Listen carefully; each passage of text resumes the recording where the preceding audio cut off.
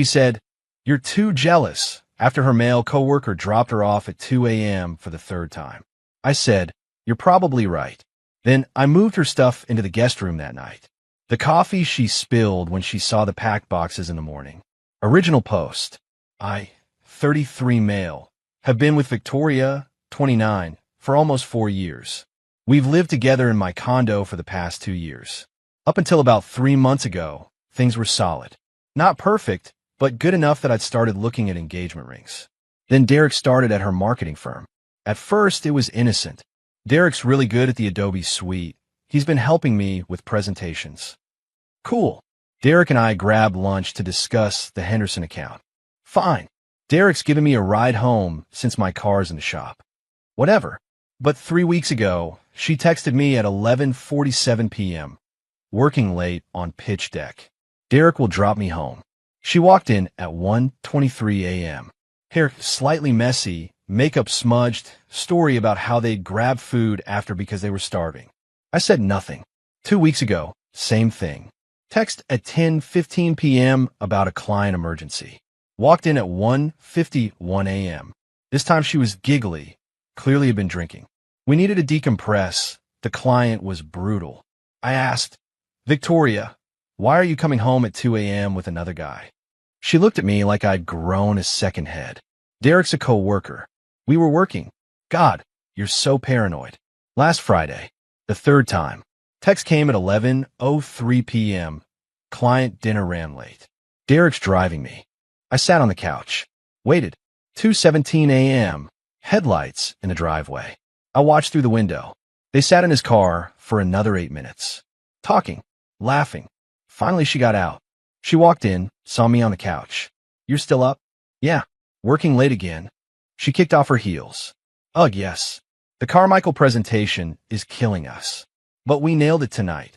That's the third time Derek's dropped you off after midnight." Her face hardened. "Here we go. Victoria, I'm just saying, you're being jealous and controlling. Derek is a co-worker.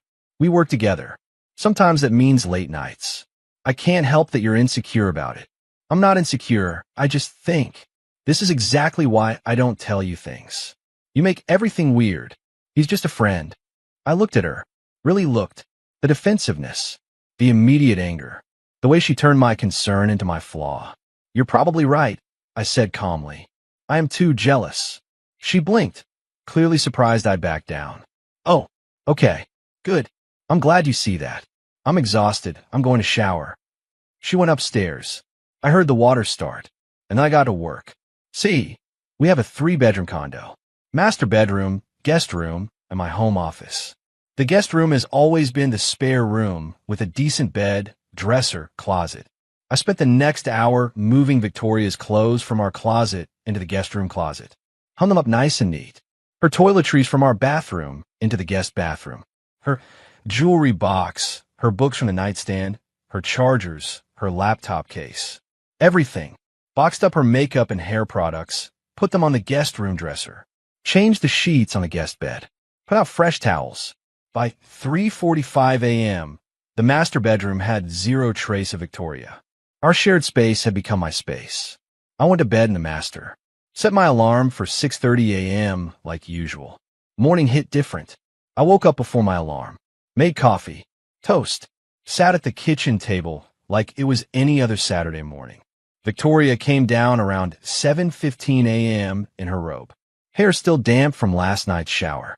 She grabbed her favorite mug from the cabinet. "Morning," she said, slightly less hostile than last night. "Morning." She poured coffee, added her oat milk and sugar, turned toward the table, and froze. "Why are there boxes in the hallway?" I looked up from my phone. "Oh, those are yours. Didn't want to leave them in the guest room. Might be cramped." She stood there, coffee mug halfway to her mouth. "What?" "Your stuff. I moved it to the guest room. You'll be more comfortable there." The mug slipped.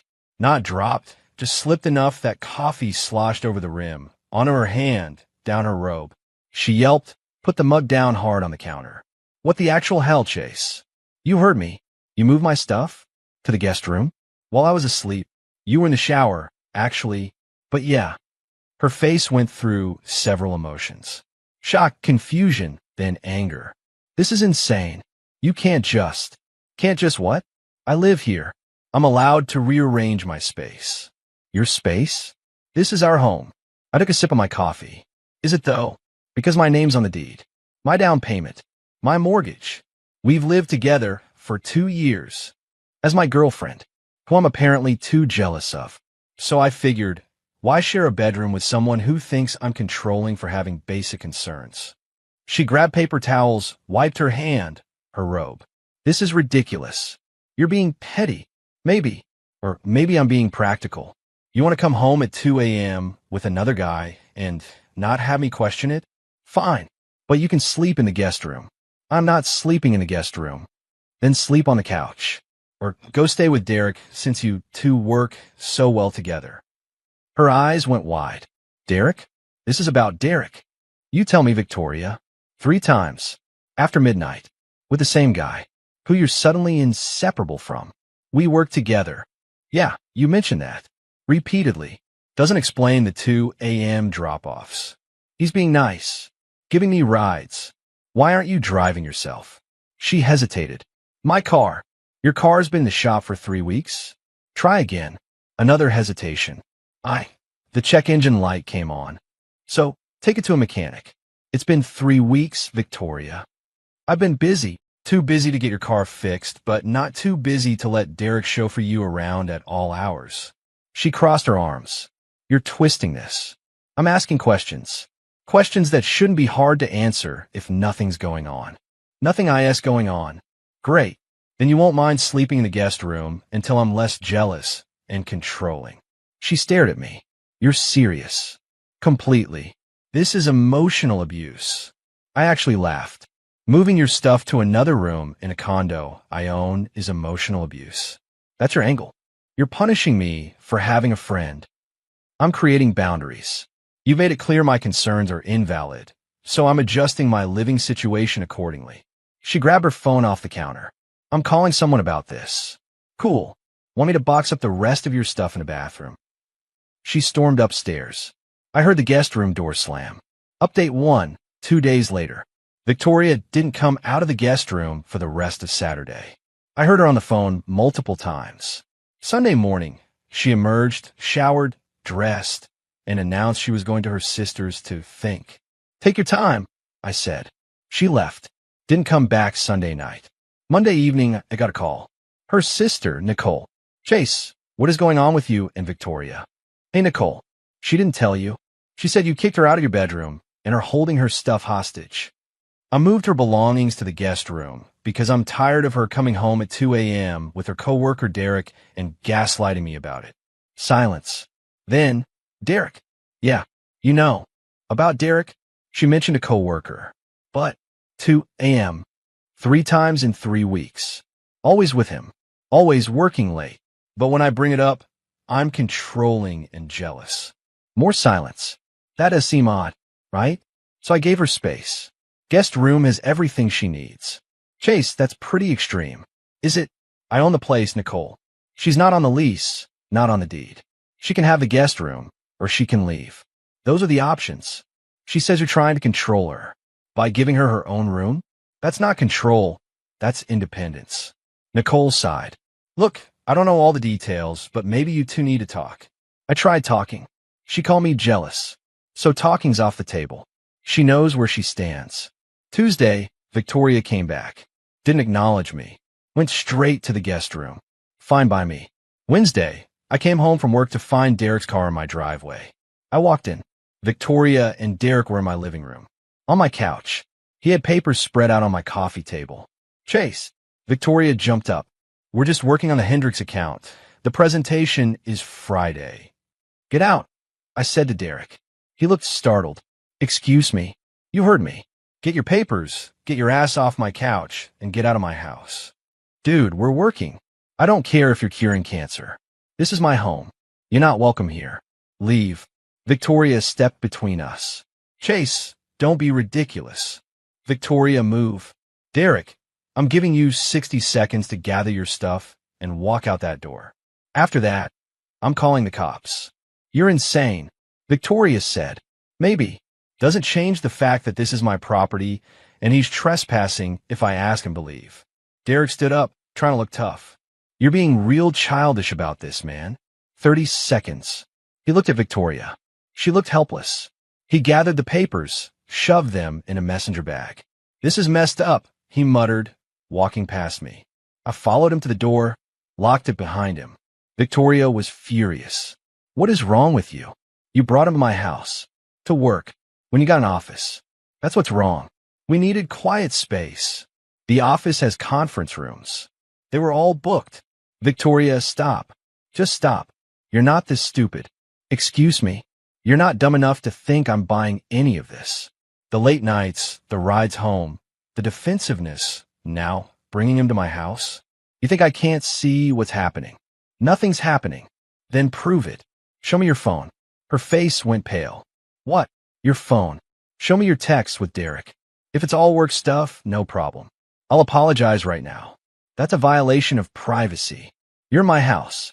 You've been getting rides from him at 2 a.m. You just brought him into my living room. I think I've earned a right to see what's so important between you two. She clutched her phone. No. Then we're done. Done? Over not showing you my phone. Over lying to me. Over disrespecting me in my own home. Over choosing Derek instead of addressing my concerns. Yeah, Victoria. Done. Her eyes filled with tears. You can't do this. Watch me. You got until Sunday to get all your stuff out. After that, I'm changing the locks. You can't kick me out. I can't actually. You're not on the lease. You've been living here rent-free as my girlfriend. But you're clearly not my girlfriend anymore. So why would you stay? This is illegal. It's not. But call a lawyer if you want. I'm sure they'll confirm that I can ask someone not on my lease to leave my property. She stood there, phone clutched in both hands, tears streaming. Sunday, Victoria. Figure out where you're going. Update 2, 1 week later. Victoria didn't leave Sunday. Or Monday. Tuesday morning, I woke up to find her still in the guest room. I texted her, "You're still here." She replied, "I have nowhere to go." Me? That's not my problem. You have until tonight.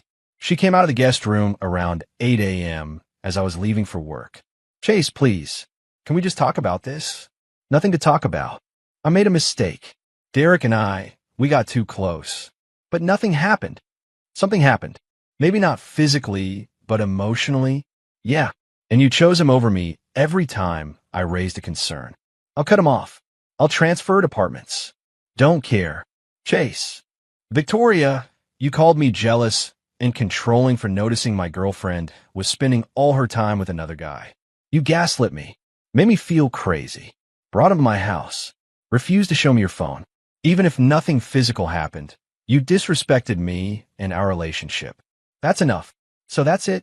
For years gone, you ended it when you prioritized Derek. I'm just making it official. Tonight, Victoria. Figure it out. I left for work. Got a call around noon from an unknown number. Answered because I thought it might be work-related. Chase, this is Derek. I almost hung up. What do you want? Look, man, Victoria's a mess. You're being really harsh. Did she ask you to call me? She's upset, okay? She made a mistake. Derek, let me be clear. You pursued a woman in a relationship. She let you. That's on both of you. Now she's dealing with the consequences. So are you actually. What does that mean? It means I'm forwarding some very interesting screenshots to your HR department. Your company has a strict policy about workplace relationships, right? Silence. Yeah, thought so. Have a good day, Derek. I hung up. Felt pretty good about it. By 6 p.m., Victoria was gone. Guest room was cleared out. She'd left a note on the kitchen counter. You're cruel. I hope you're happy ruining my life. I threw it away. Thursday, got a call from Nicole again. Chase, Victoria's staying with me. She's devastated. Okay. That's all you have to say. What do you want me to say, Nicole? She made her choices. She said you're reporting Derek to HR. Is that true? Yep. That's vindictive. That's consequences. He helped destroy my relationship. Now he can face some professional consequences. You're going to ruin his career. He should have thought about that before getting cozy with my girlfriend. This isn't you, Chase. You're not this cruel. Apparently I am. Anything else? She hung up. Friday afternoon. Got a text from a number I didn't recognize. It was Derek. I got suspended pending investigation. You cost me my job. Hope you're proud. I replied, "You cost me my relationship. Seems fair." Saturday morning, Victoria showed up with Nicole and their mother, Patricia. I opened the door. "Yeah." Patricia started immediately. "Young man, what you've done to my daughter is appalling." "Hello to you too, Patricia. She made a mistake. Everyone deserves forgiveness." "Maybe. Doesn't mean I have to be the one to give it." "You reported Derek to his company. You've sabotaged her career." "I reported a policy violation. What his company does with that information is on them." Victoria stepped forward. "Chase, Derek got fired. He's threatening to sue you." "For what?" "Telling the truth. You're destroying lives." "Nah, you two did that yourselves. I just stopped pretending it was okay." Nicole jumped in. "You kept her stuff. She needs her things." "What stuff?" "Her grandmother's necklace. Her photo albums. If she left anything, she can text me a list. I'll box it up. She can pick it up. But I'm not having this conversation on my doorstep." Patricia got in my face. "You will give my daughter her belongings, and you will apologize, and you will make this right." I looked at her, then at Victoria. "Victoria, get your mother off my property before I call the cops." "You wouldn't dare," Patricia hissed. I pulled out my phone. "Test me." Nicole grabbed her mom's arm. "Mom, come on. This isn't helping." They left, but not before Victoria turned around. "I loved you." Past tense. Noted. Final update. 3 weeks later. Derek got fired. Victoria got transferred to a different team to avoid workplace conflicts. She's apparently miserable, according to mutual friends who still talk to me. Nicole called last week. Derek's girlfriend found out about Victoria. "He has a girlfriend?" "Yeah, they've been together for like 6 months. She dumped him. Publicly. On Facebook. Tagged Victoria in it." I laughed. "So, he was cheating on his girlfriend with Victoria, while Victoria was cheating on me with him?" "Looks like it. That's beautiful." "Chase, you sound bitter." "I'm not bitter. I'm satisfied. Derek and Victoria deserved each other, and now they've got exactly what they earned." "Victoria thought you were going to propose." That one stung a little. I was. Before Derek showed up. She feels awful about that. "Cool. Tell her I said thanks for saving me 50 grand on a ring and a wedding." Tuesday, I got a certified letter from Victoria's lawyer. She's demanding $15,000 for cohabitation contributions and emotional distress. My lawyer laughed when I showed him. "She has no case. You're not married. No common law in this state. She was living there voluntarily, rent-free. Tell her to pound sand." So I did. Well, my lawyer sent a formal response, basically saying Victoria's claim was without merit and any further harassment would result in a restraining order. Haven't heard anything since. Ran into one of Victoria's co-workers at the grocery store yesterday. She recognized me from a holiday party. "Hey, you're Chase, right?" Victoria's ex. "Yeah. Just want you to know, we all knew something was up with her and Derek. They were super obvious. Not your fault. Appreciate that. Also, Derek was a creep. Hit on like 3 different women in the office. Good riddance. Made me feel better, honestly. As for me, I'm doing okay. Not great, not terrible. Apartment feels empty sometimes. I miss having someone around, but I don't miss the gaslighting. Don't miss the 2 a.m. anxiety. Don't miss feeling crazy for noticing obvious red flags. My buddy Connor's been crashing with me some weekends. We watch football, drink beer, don't talk about feelings. It's nice. Mom called last week. Heard what happened with Victoria. You okay? Getting there. Good. She wasn't right for you anyway. Too flighty. You never liked her? I like her fine until she started making you feel crazy. That's when I knew. Moms know. Got back on dating apps. Not actively swiping, just seeing what's out there. No rush. Changed my locks last week. New deadbolt, new handles. Cost me $180. Worth it for the peace of mind. Victoria left some stuff in the hall closet. Winter coats, a box of books. I texted her a list, told her to pick them up by the end of the month, or I'm donating them. She said she'll send Nicole. Fine by me. Don't need to see her face again. Looking back, I should have seen it earlier. The way she started dressing nicer for work. The sudden interest in craft cocktails that Derek apparently introduced her to. The way she'd laugh at her phone and quickly put it away when I walked in the room. But hindsight's a hell of a drug. What I learned, trust your gut. When someone makes you feel crazy for noticing the obvious, that's manipulation.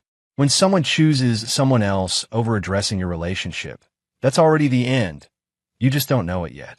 Moving her stuff to the guest room wasn't revenge. It was self-preservation. Everything after that was just logical consequences playing out. Derek lost his job. Victoria lost me and her work reputation. They both lost whatever they thought they had with each other. I lost 4 years and some sleep, but I kept my dignity in my house. Fair trade. To anyone reading this in a similar situation, you're not crazy. You're not jealous. You're noticing what you're noticing for a reason. Trust that. Act on it. Don't let someone convince you that your reality isn't real. Victoria texted last night from Nicole's phone. I blocked her number. I'm sorry. I messed up. Derek meant nothing.